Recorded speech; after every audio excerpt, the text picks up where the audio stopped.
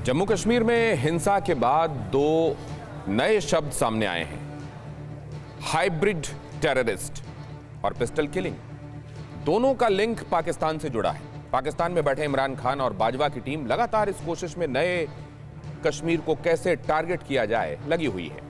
उनके लिए सोने पर सुहागा यह हुआ कि अफगानिस्तान में तालिबान राज आ गया, लिहाजा कश्मीर को टारगेट करने में आसानी हो गई। लेकिन भारत ने दो टूक कह दिया है कि एक एक आंसू का हिसाब होगा। नमस्कार, मैं हूं दिनेश गौतम। कश्मीर में पाकिस्तान ने एक बार फिर से पाप किया है, मगर महबूबा मुफ्ती कह रही हैं डबल इंजन की सरकार ने कश्मीर को डैमेज किया है। अब सवाल यह है कि आखिरकार महबूबा हमेशा ऐसा क्यों करती रही हैं जिसमें यह झलकता है कि वो पाकिस्तान की तरफ खड़ी हुई हैं। आखिर उन्हें कश्मीर की फिक्र कब होगी? इस सवाल का जवाब हम लेने की कोशिश करेंगे, लेकिन सबसे पहले कश्मीर को लेकर आ रही अभी की ये बड़ी खबर देखिए। जम्मू कश्मीर को दहलाने वालों का हिसाब होगा। उपराज्यपाल मनोज सिन्हा दिल्ली पहुंचने वाले हैं। गृह मंत्रालय और पीएमओ में होगी बेहद अहम बैठक। कश्मीर से आतंकियों के सफाए पर बन सकती है रणनीति। ऑपरेशन ऑल आउट को और इंटेंस किया जा सकता है। इरफान कुरैशी हमारे संवाददाता इस बारे में आपको अपडेट दे रहे हैं। इरफान, क्या ब्यौरा है इस वक्त का?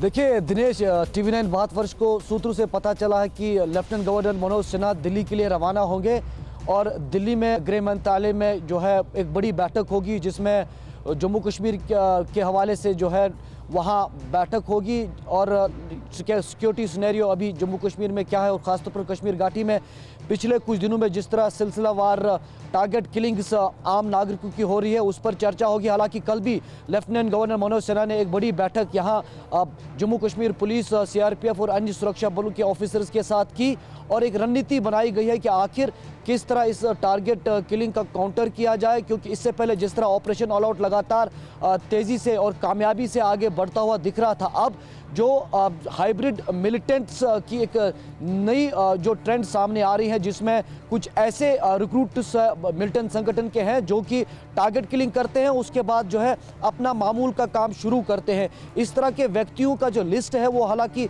जांच एजेंसीज के पास फिलहाल नहीं है, लेकिन अब तैयारियां शुरू की गई है और लोगों को आइडेंटिफाई करने का प्रयास शुरू हुआ है। और कई लोगों को पिछले 3 जो हमले हुए थे श्रीनगर में बैक टू बैक, उसमें जो है आइडेंटिफाई भी किया है और हाल ही में जो शिक्षकों पर कल हमला हुआ उस मामले को भी क्रैक करने के लिए तमाम तैयारियां की गई हैं। और ये तमाम चीज़ें जो है दिल्ली में बैठक में डिस्कस होंगी और किस तरह कश्मीर घाटी में जो शांति अभी बनी हुई थी उसे बरकरार रखा जाए और उन तमाम ताकतों को जो है विफल किया जाए जो कि जम्मू कश्मीर में शांति को भंग करना चाहते हैं।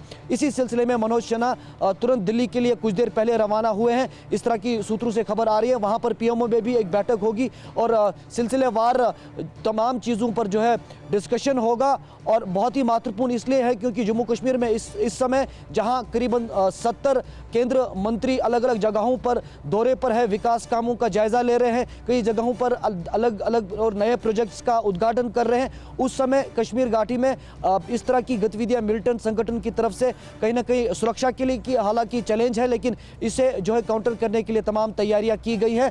और लेफ्टिनेंट गवर्नर मनोज सिन्हा जब आज भी मीडिया से बात की तो उन्होंने कहा कि एक हफ्ते का समय दीजिए और एक हफ्ते में कश्मीर की जो तस्वीर अभी दिख रही है इसे बहुत जल्द बदला जाएगा। तमाम तस्वीर जल्द बदली जाएगी। खुशहाली की तरफ बढ़ते रास्ते पर जो भी रोड़ा डालना चाहेगा उसका हिसाब किया जाएगा और यह हिसाब कैसे होगा इसकी रणनीति बनाने के लिए उपराज्यपाल रवाना हो गए हैं दिल्ली के लिए। बहुत शुक्रिया इरफान कुरैशी, जानकारी हम तक पहुंचाने के लिए।